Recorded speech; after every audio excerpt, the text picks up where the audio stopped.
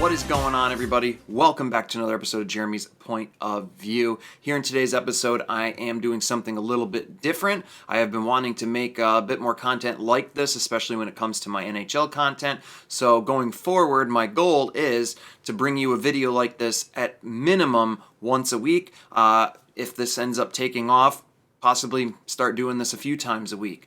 But in today's video, I am going to be going over some NHL news for all 32 teams. We're going to dive into a few different stories. Obviously, Hurricanes fan, I'm going to touch on them a bit, especially in these videos, and go over what is going on amongst the NHL. Before we dive into this, please hit that like button, subscribe to the channel, check out the description box below. You guys will find today's sponsor, which is Arcadian. Arcadian makes fantastic, high-quality goat's milk soap, beard oils, bath bombs, body sprays. There's a men's line and a women's line. They're fantastic products. And if you use my code JeremyPOV10, you will save 10% off your order today. Once again, link is in the description box. You guys can also find my Teespring store down below. As you guys can see, we've got some products on there like the Jeremy's Point of View mug. And there's also a few other items on there. And all proceeds go towards funding the channel and helping me continue to make great content for you guys. So let's go ahead and dive into today's video. So first story I wanted to touch on is in regards to the Carolina Hurricanes. Obviously, Max Pacioretty tears his Achilles again. Everybody knows this. This news is about a week old. I actually attended that game at PNC Arena. It was a fantastic game all the way up until Pacioretty went to place his foot down, blew out the Achilles again, and he is looking to be out for the rest of the season. So where his future lies, especially with an injury like that, tearing his Achilles twice in a row, I don't know. Don't know if we will see him back with the Canes.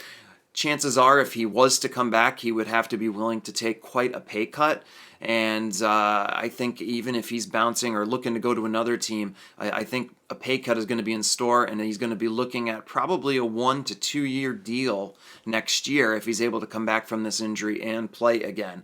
A lot of teams are going to be a little wary to take a chance on him with the injury proneness that has occurred over the last few years. He has not been able to play a full season, and this season, obviously, he only played for, a couple weeks.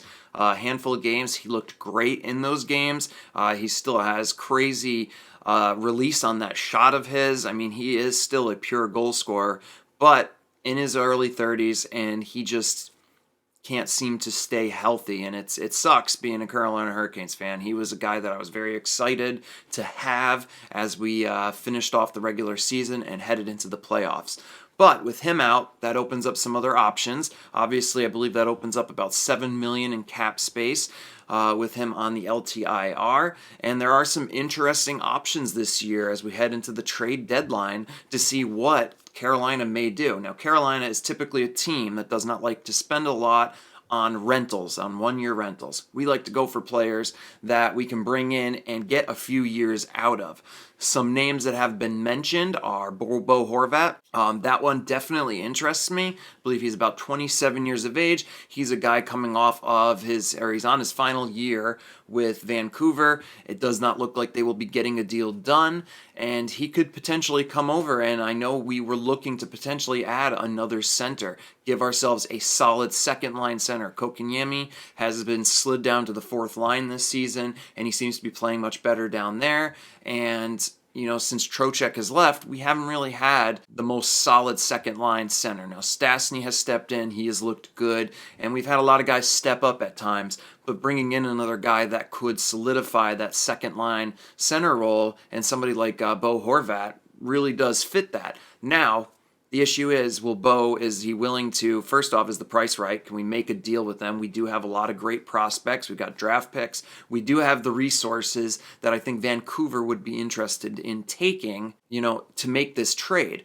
But I don't think Don Waddell or the Hurricanes would want to make this deal without Horvat agreeing to an extension, within this trade.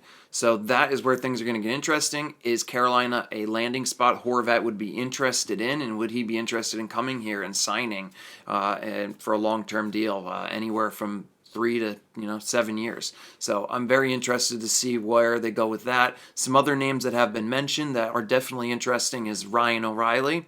I think O'Reilly, he's having an okay season this year, but he's a guy where you bring him in and he's got a ton of playoff experience, and I think him sliding in and not having to be that lead line, that first line center would really benefit him. I think him coming in and being your second line center, obviously Stahl is always going to be carrying our third line, but somebody like O'Reilly, Horvat sliding into that second line center role, bringing that experience, I think would be really, really big. O'Reilly's a little bit older than a player like Horvat, so it would be interesting to see if we'd want to bring him in for a couple of years. Obviously, we brought Brent Burns in this year. He's 30 years of age. He's having another solid year. He's been a really good pair with Jacob Slavin, so we're not unwilling to go in there and bring in an older, more veteran presence player. But I think when it comes to this, if we're going to give up assets, especially some young assets and possible trade picks, the Hurricanes history tells us we're not going to spend a ton or give up a ton of our future just to get a guy for one, playoff run. So I think the Horvat one, if he's willing to resign, is definitely interesting. Also, another player that has been linked to the Hurricanes, and obviously the Hurricanes have kind of had their name in a lot of different players' hats here. One is Vladimir Tarasenko.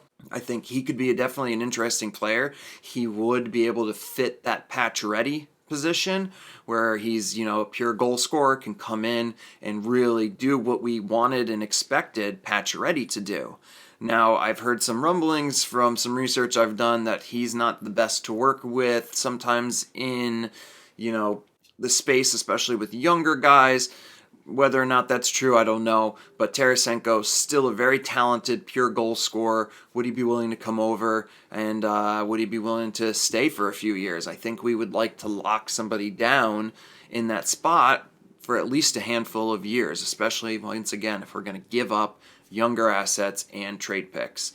But definitely some interesting players. One last one I wanted to talk to you guys about that has been pretty intriguing is the San Jose Sharks winger Timo Meier. He is technically going to be a restricted free agent on July 1st, but the Sharks have to make a $10 million qualifying offer for his rights to be retained. So this is quite the situation that he is in right now. He would either need to work out an extension with the Sharks prior to that, or the Sharks could be looking to potentially deal him. Now, if they could deal him, once again, the Canes would want to bring somebody like Meier in. He's 26. He's a great fit, I think, for what we're looking for, but we would want to get a long-term deal done with him, before pulling the trigger on this trade. So he's another one that I think would be extremely, extremely interested in. I like Timo Meier. I think he could definitely slide in. So it really just depends on which way the Carolina Hurricanes want to go as we head into the trade deadline. I think Meier, Horvat are the two that intrigue me the most, especially with them being a bit on the younger side. And then Tarasenko, I do like the aspect of potentially bringing him in. He can fill that role that we expected Pacioretty to do.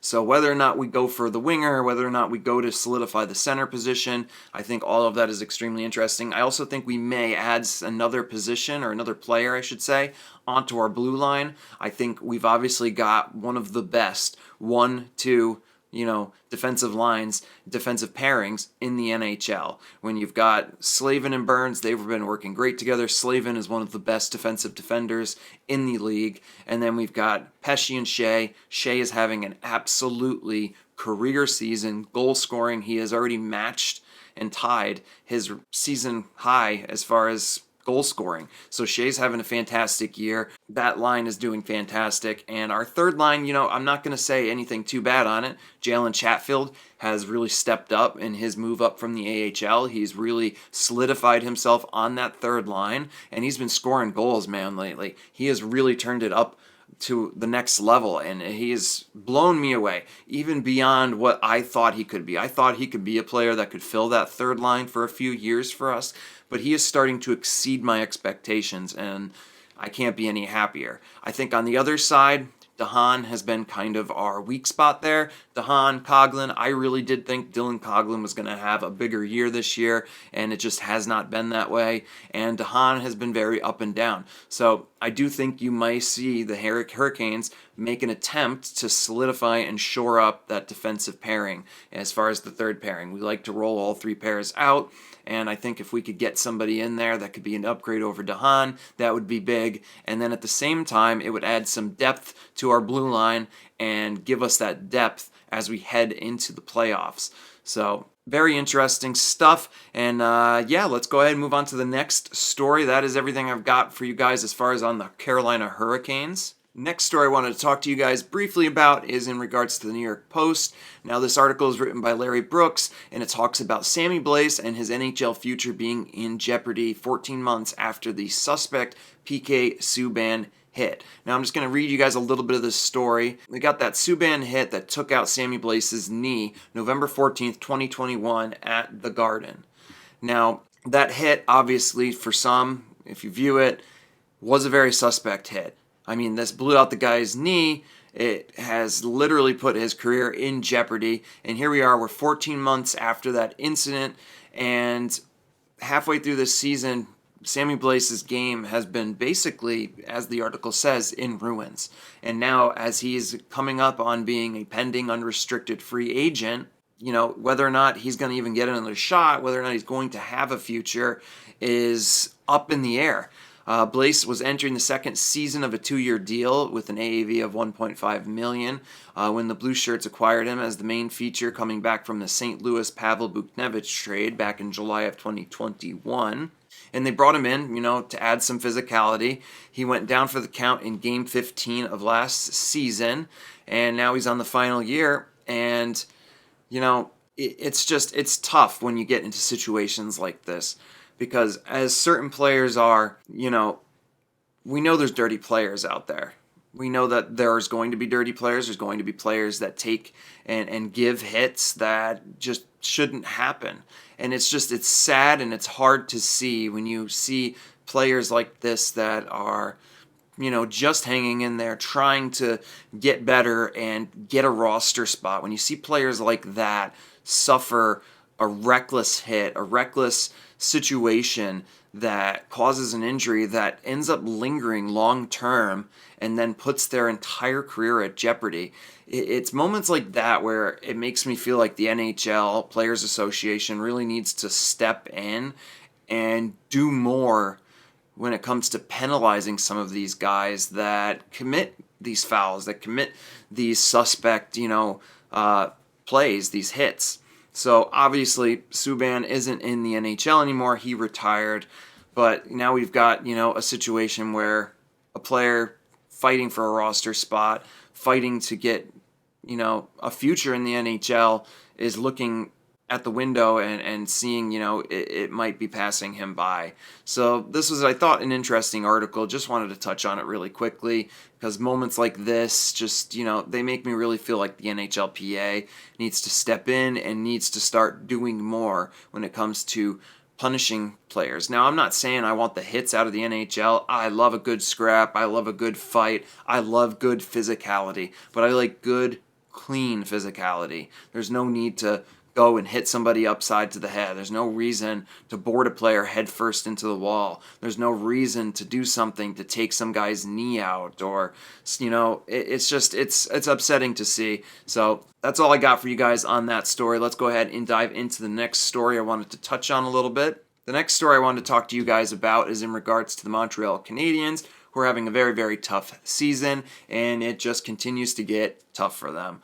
Cole Caulfield, the young up-and-coming star of the team, is going to be having shoulder surgery. He suffered a shoulder injury, and the most surprising aspect was, from some sources I've looked into and read about, it looks like he actually suffered this injury and has been battling through it for a couple months now. And the decision was made with the season basically all but gone, that he should have the surgery now in order to get back, get healthy in time for training camp in the summer and get back in the swing for next season. Now, the Montreal Canadiens had 26 goals already on the season, and he was looking stellar. He is definitely a bright spot in a tough, tough year for the Montreal Canadiens.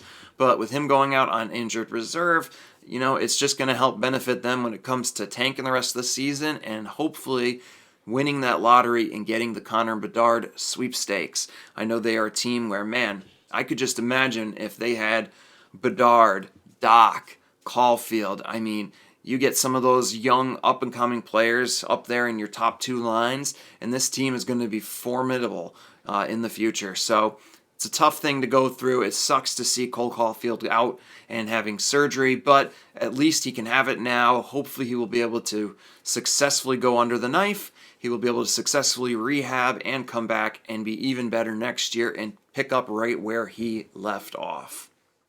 Now, next piece of news I wanted to go over was just a brief report as far as the Ottawa Senators. Josh Norris is undergoing season-ending shoulder surgery as well. So there's another player just like Cole Caulfield who is going to miss the remainder of the season, and hopefully will have a successful surgery, go under the knife, come on out, rehab, and be healthy and back by the start of next season. Now, the last story I wanted to touch on was the big one as we went into the weekend, and it was in regards to the Vancouver Canucks and Bruce Boudreau. Now, ultimately, hockey, the NHL, as in any sport, whether it's the NFL, the NHL, any of them, it is win-driven. You have to win. The results have to be there. So when it comes to letting a coach go, it is what it is. If the team is not performing where it needs to be, somebody's got to take the blame for it. Ultimately, I absolutely hated the way Vancouver, the way management handled this entire Bruce Boudreau thing, talking bad about him in the press, basically making it very known for weeks leading up to his firing that he was going to be fired. I mean, the guy had no support ultimately at the end. The guy had no respect. It appeared no respect from management. And ultimately, that's the issue I had with the entire situation. Now, also, Bruce, he seems like a genuinely good dude. He's also, if you actually look at his record, he had a very, very solid record leading up to this season, even with the Vancouver Canucks. I think Bruce is going to get another shot with another team, and it could be as early as next season. I would not be surprised by that. And it was just tough seeing a good guy that loves what he does, and you could tell he's very passionate about being a Vancouver Canuck, be treated the way he was treated. That's ultimately what I hated about it. But the Vancouver Canucks have brought in a brand new coach, and this is where I kind of get a little skeptical as to what the idea is behind bringing in Rick Tocchet at this point in the season. Maybe the guy will come in and maybe he'll be able to turn some things around. But do you really want to turn things around? I mean, the team is scraping by. They're not looking like they're going to make the playoffs. Why would you want to do anything, honestly? I mean, I get that you want to win games. The fan base wants you to win games. But you're at a point now. Next year's draft is extremely talented. Whether or not you win the Connor Bedard sweepstakes, there is a ton of depth, a ton of talent in this draft. If I was the Vancouver Canucks, I'd be looking to tank the rest of the season, get my name in the lottery for the Connor Bedard sweepstakes, and at the same time, you've got players like Bo Horvat. You've got players on that team that you can look to move to get more draft picks. If the Canucks don't go into this post off season with at least 2-3 first-round picks, to me, in my eyes, they've failed the franchise. They failed that fan base, ultimately. They need to move some pieces. They need to solidify the ones that they can, and they need to go into this offseason and really take advantage of a super deep draft. It seems like management there is continually wanting to just retool every year. They think they've got enough talent there. If they do some tweaks, they'll be competitive. At some point, you've got to just look in the mirror and face facts. You need to rebuild, and you need to rebuild the right way. That's the thing that I love the most about being a Carolina Hurricanes fan is, we had some tough years being a fan, but the team finally has the GM, the management, and they're putting the money into the scouting, into the draft, into everything. We've built this team from the ground up with draft picks, with scouting, with bringing in the right pieces, and then filling through free agency and through trades when the trades are right for us. Pieces like Max Pacioretty, getting him for free, the trade for Brent Burns, we basically gave up almost nothing for that. Getting some picks for Tony DeAngelo after picking him up and only paying him $1 million for a great season and then moving him on for draft picks.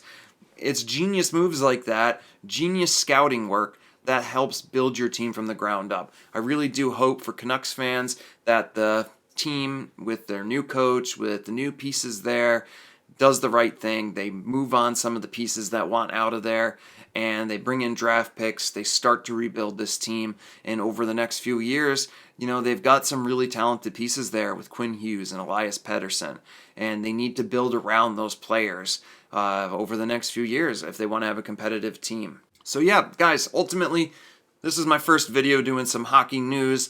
If it was a little rough around the edges, I apologize. I'll get better at doing this. But this is something I really wanted to start doing, and I'm going to, like I said, try to make these videos for you guys at least once a week, if not more often. So, what did you guys think? Is there anything you guys want me to touch on next time? And yeah, ultimately, let me know in the comment section below. What do you think? What do you think about the Carolina Hurricanes? What should they do as they head into the trade deadline? As you guys know, I'm a Hurricanes fan, so I follow the team very, very stingently. I am pretty hardcore at following everything, watching every game, reading every news report. So if you guys have questions, that is one topic I can definitely discuss with you guys. Ultimately, once again, hit that like button, subscribe to the channel, and I look forward to seeing you guys on the next episode of Jeremy's Point of View. Until next time, peace.